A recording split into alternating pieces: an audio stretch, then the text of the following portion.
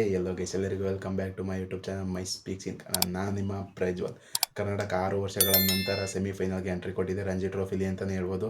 ಸಖತ್ತಾಗಿ ಆಡಿದರೆ KL ರಾಹುಲ್ ಮತ್ತು ಮಯಾಂಕ್ ಅಗರ್ವಾಲ್ ಅವರ ಕಾಂಟ್ರಿಬ್ಯೂಟಿಂದ ಇಂಡಿಯಾ ಅಂತೀನಿ ಕರ್ನಾಟಕ ಅವರು 6 ವರ್ಷಗಳ ನಂತರ ರಂಜಿ ಟ್ರೋಫಿ ಸೆಮೀಸ್ಗೆ ಎಂಟ್ರಿ ಕೊಟ್ಟಿದ್ದಾರೆ ಅಂತಲೇ ಹೇಳ್ಬೋದು. ಸಖತ್ತಾಗಿ ಇರುವಂಥ ಟೀಮ್ ನಮ್ಮದು. ಫಸ್ಟ್ ಮುಂಬೈ ಅವರು ಬ್ಯಾಟಿಂಗ್ ಆಡ್ತಾರೆ. ಅದರಲ್ಲಿ ಅಷ್ಟೊಂದು ಯಾರು ಕಾಂಟ್ರಿಬ್ಯೂಟ್ ಮಾಡಲ್ಲ. ಹರ್ಡೇಕರ್ ಅನ್ನೋರು ಅವರು ಸ್ವಲ್ಪ ಕಾಂಟ್ರಿಬ್ಯೂಟ್ ಮಾಡ್ತಾರೆ ಅಷ್ಟೇ. ಅದು ಬಿಟ್ಟರೆ ಶಾರ್ದೂಲ್ ಠಾಕೂರ್ ಅವರು ಸ್ವಲ್ಪ ಆಡ್ತಾರೆ. ಅವರು 120ಗೆ ಆಲ್ಔಟ್ ಆಗೋಗ್ತಾರೆ. ವಿದ್ವತ್ ಕಾವೇರಪ್ಪ ಮತ್ತು ಇವರು ಯಾರಪ್ಪ ಶ್ರೇಯಸ್ ಗೋಪಾಲ್ ಆಗಿರ್ಬೋದು ಮತ್ತು ಪ್ರಸಿದ್ಧ ಕೃಷ್ಣ ಅವರು ಸಖತ್ತಾಗಿ ಬೌಲಿಂಗ್ ಮಾಡ್ತಾರೆ. ಅದಾದಮೇಲೆ ಅದನ್ನ ಚೇಸ್ ಮಾಡೋಕ್ಕೆ ಅಂತ ಬರ್ತಾರೆ. ಸೆಕೆಂಡ್ ಇನ್ನಿಂಗ್ಸ್ ಅಂದರೆ ಕರ್ನಾಟಕಕ್ಕೆ ಫಸ್ಟ್ ಇನ್ನಿಂಗ್ಸ್ ಅದು. ಅಲ್ಲಿ ಮಯಾಂಕ್ ಅಗರ್ವಾಲ್ ಅವರು ಸಖತ್ತಾಗಿ ಬ್ಯಾಟಿಂಗ್ ಆಡ್ತಾರೆ. ಒಂದು 90+ ಸ್ಕೋರ್ ಮಾಡ್ತಾರೆ ಅಂತಲೇ ಹೇಳ್ಬೋದು. KL ರಾಹುಲ್ ಸ್ವಲ್ಪ 25 ರನ್ಸ್ ಎಬೋ ಸ್ಕೋರ್ ಮಾಡ್ತಾರೆ. ಜಾಸ್ತಿ ಏನು ಲೀಡ್ ಸಿಗೋದಿಲ್ಲ ನಮಗೆ ಫಸ್ಟ್ ಇನ್ನಿಂಗ್ಸಲ್ಲಿ ಕರ್ನಾಟಕ ಅವ್ರಿಗೆ. 150 ಎಬೋ ಪ್ಲಸ್ ರನ್ಸ್ ಲೀಡ್ ಸಿಗುತ್ತೆ. ಅದನ್ನು ಚೇಸ್ ಮಾಡೋಕ್ಕೆ ಅಂತ ಬರುವಂಥ ಮುಂಬೈ ಇಂಡಿಯನ್ಸ್ ಬ್ಯಾಟರ್ಸ್ ಆದಂಥ ಮುಂಬೈ ಅವರು ಯಶಸ್ವಿ ಜೈಸ್ವಾಲ್ ಮತ್ತು ಆಕಾಶ್ ಆನಂದ್ ಮತ್ತು Shardul Thakur down the order ಸಖತ್ತಾಗಿ ಇರುವಂಥ ಬ್ಯಾಟ್ಸ್ಮನ್ಗಳಿದ್ದಾರೆ ಅವ್ರ ಕಡೆ. ನಾನು ಮುಷೀರ್ ಖಾನ್ ಅಂತ ಸರ್ಫರಾಜ್ ಅಹ್ಮದ್ ತಮ್ಮ ಮುಷೀರ್ ಖಾನ್ ಅವರು ಸಖತ್ತಾಗಿ ಬ್ಯಾಟಿಂಗ್ ಆಡಿ ಒಂದು 377 ರನ್ಸ್ನ ಕರ್ನಾಟಕಕ್ಕೆ ಟಾರ್ಗೆಟ್ ಆಗಿ ಕೊಡ್ತಾರೆ. ಅದನ್ನ ಚೇಸ್ ಮಾಡೋಕ್ಕೆ ಅಂತ ಬರ್ತಾರೆ ಮಯಾಂಕ್ ಅಗರ್ವಾಲ್ ಮತ್ತು KL ರಾಹುಲ್ ಅವರು. KL ರಾಹುಲ್ ಅವರು ಒಂದು ಕ್ಲಾಸ್ ಇನ್ನಿಂಗ್ಸ್ನ ಪ್ರೊಡ್ಯೂಸ್ ಮಾಡಿದ್ದಾರೆ ಅಂತಲೇ ಹೇಳ್ಬೋದು. KL ರಾಹುಲ್ ಎಲ್ಲಿ ಬೇಕಾದ್ರೂ ಆಡ್ತಾರೆ. ಇಂಡಿಯಾಗೆ ಓಪನಿಂಗ್ ಮಾಡ್ತಾರೆ, ಮಿಡಲ್ ಆರ್ಡರ್ ಆಡ್ತಾರೆ, ತಿರ್ಗಿ ಫಿನಿಶಿಂಗ್ ಮಾಡ್ತಾರೆ. ಎಲ್ಲ ಥರ ಆಡೋವಂಥ ಪ್ಲೇಯರು ಕರ್ನಾಟಕಕ್ಕೆ ಮತ್ತು ಇಂಡಿಯಾಗೆ ಸಿಕ್ಕಿರುವಂಥ ಒಂದು ಜೆಮ್ ಅಂತಲೇ ಹೇಳ್ಬೋದು. ನಮ್ಮ ಕರ್ನಾಟಕದ ಹುಲಿ KL ರಾಹುಲ್ ಅವರು ಸಖತ್ತಾಗಿ 130+ ರನ್ನ ಸ್ಕೋರ್ ಮಾಡಿ ಕರ್ನಾಟಕನ 6 ವರ್ಷಗಳ ನಂತರ ಸೆಮಿಫೈನಲ್ಗೆ ಎಂಟ್ರಿ ಕೊಟ್ಟಿದ್ದಾರೆ ಅಂತಲೇ ಹೇಳ್ಬೋದು.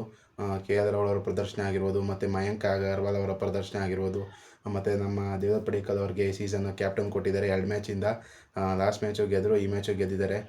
ದೇವದತ್ ಪಡಿಕ್ಕಲ್ ಅವರ ಕ್ಯಾಪ್ಟನ್ಸಿ ಸಖತ್ತಾಗಿ ಹೋಗ್ತಾ ಇದೆ ಅಂತಲೇ ಹೇಳ್ಬೋದು. ಮುಂದೆ ಫ್ಯೂಚರ್ನ ನೋಡ್ತಾ ಇದ್ದಾರೆ ಕರ್ನಾಟಕ ಟೀಮ್ ಅವರು. ಹಾಗಾಗಿ ಕರ್ನಾಟಕ ಅವರು ಈ ಮ್ಯಾಚ್ 4 ವಿಕೆಟ್ಗಳಿಂದ ಗೆದ್ದಿದ್ದಾರೆ.